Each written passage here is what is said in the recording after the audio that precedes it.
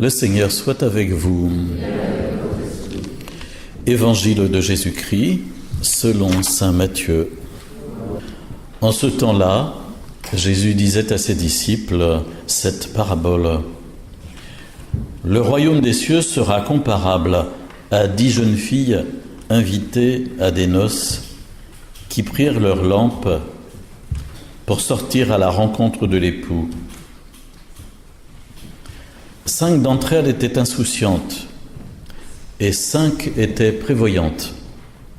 Les insouciantes, étourdies, avaient pris leurs lampes sans emporter d'huile, tandis que les prévoyantes avaient pris avec leurs lampes des flacons d'huile. Comme l'époux tardait, elles s'assoupirent toutes et s'endormirent. Au milieu de la nuit, il y eut un cri « Voici l'époux, sortez à sa rencontre !» Alors toutes ces jeunes filles se réveillèrent et se mirent à préparer leurs lampes. Les insouciantes, les étourdies, demandèrent aux prévoyantes « Donnez-nous de votre huile, car nos lampes s'éteignent. » Les prévoyantes leur répondirent « Jamais cela ne suffira pour nous et pour vous. Allez plutôt chez les marchands vous en acheter. » Pendant qu'elles allaient en acheter, l'époux arriva. Celles qui étaient prêtes entrèrent avec lui dans la salle des noces et la porte fut fermée. Plus tard, les autres jeunes filles arrivèrent à leur tour en disant « Seigneur, Seigneur, ouvre-nous !» Il leur répondit « En vérité, je vous le dis, je ne vous connais pas. Veillez donc, car vous ne savez ni le jour, ni l'heure. »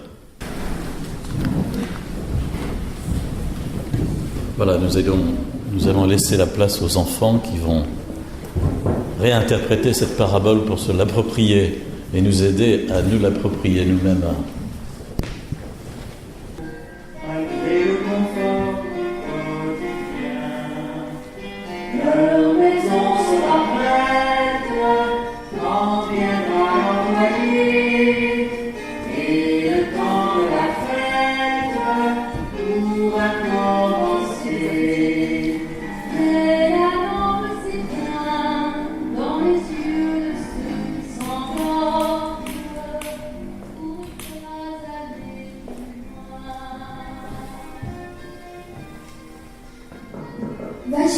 Voici l'époux, sortez à sa rencontre.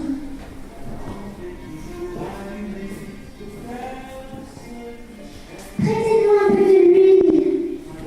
Nous en avons déjà pas assez pour nous. Allez au village en acheter. Seigneur, Seigneur, ouvre-nous. Amen, je ne vous connais pas. Veuillez donc, car vous ne savez ni le jour ni l'heure.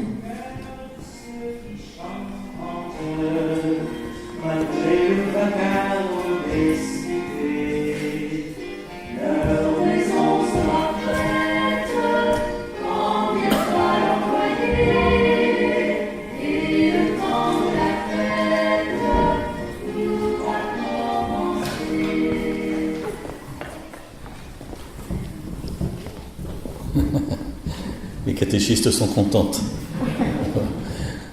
Voilà. Merci de cette petite interprétation de la parabole qui nous redit l'importance d'être prêt. Et on représente toujours cette parabole des 10 jeunes filles dont les unes sont prévoyantes et les autres sont étourdies, comme portant en main une seule chose, leur lampe à huile. Mais dans ma petite tête, je m'imaginais que certaines avaient une lampe à huile plus une réserve d'huile, un autre flacon, tandis qu'il y en avait la moitié qui n'en avait pas emporté. Voilà. Et nous ressemblons un petit peu aux unes ou aux autres, ça c'est à nous de choisir. Mais la question qui nous est posée, c'est bien celle-ci: est-ce que nous avons de l'huile en réserve? Est-ce que nous pensons à avoir avec nous de l'huile en réserve pour attendre et nous préparer à accueillir l'époux qui vient. C'est qu'une vie, c'est long, c'est quelquefois très long. Les personnes âgées qui sont dans les maisons de retraite le savent bien et disent « mais on m'a oublié là-haut ». Et c'est long, une vie, aujourd'hui de plus en plus. Et il faut tenir, il faut vraiment avoir cette huile dans nos lampes. Et qu'est-ce que c'est ? Qu'est-ce qu'on pourrait dire que c'est l'huile dans les lampes ? Ou la réserve d'huile, ça représente quoi ? Si on cherchait un petit peu pour interpréter ce que Jésus nous dit dans la parabole, est-ce qu'il y a quelqu'un qui a une idée ? Qu'est-ce que c'est que cette huile ? Oui ? C'est pour pas que Pas que ça s'éteigne. oui, c'est pour pas que ça s'éteigne. Oui ? C'est ça que tu voulais dire ? Bon, parfait. Qu'est-ce qu'il y a une autre idée ?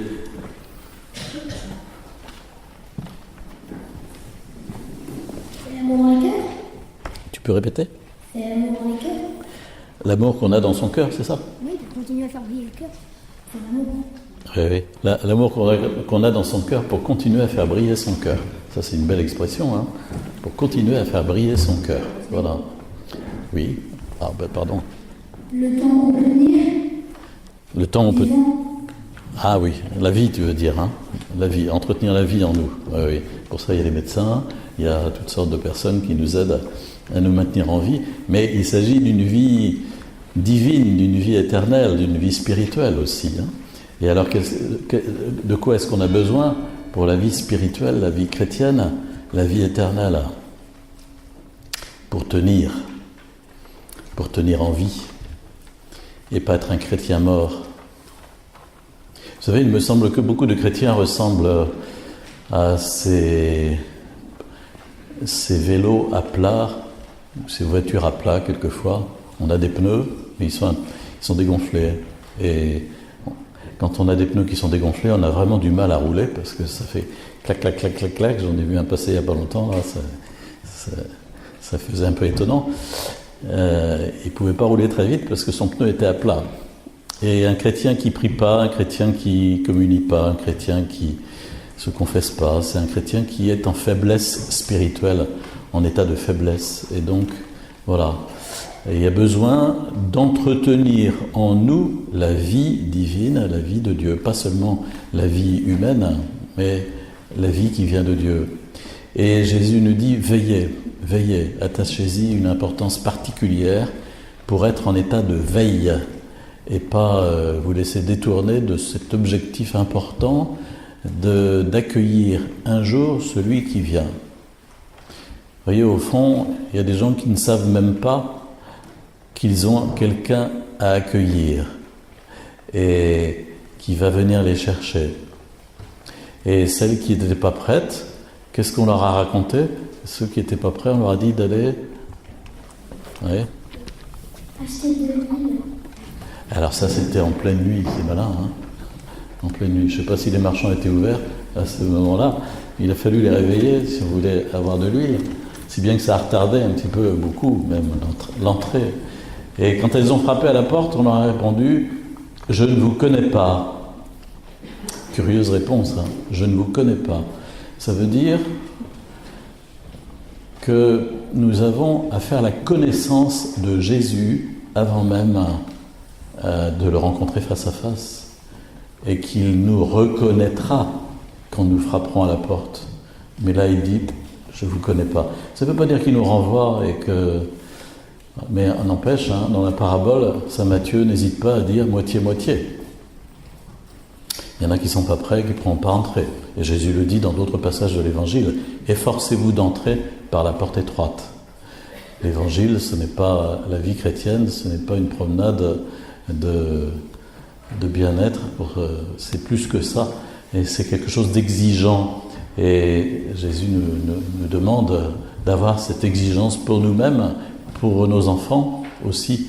C'est important. Comment voulez-vous que nos enfants actuellement, vos enfants puissent rester des chrétiens fervents et forts dans le monde tel qu'il est, s'il n'y a pas un très fort engagement déjà dans la prière personnelle. Priez avec vos enfants, priez vous-même et priez avec vos enfants pour qu'ils puissent eux-mêmes prier et entretenir une connaissance intérieure de Jésus qui leur permettra de tenir et d'aller à sa rencontre quand il viendra.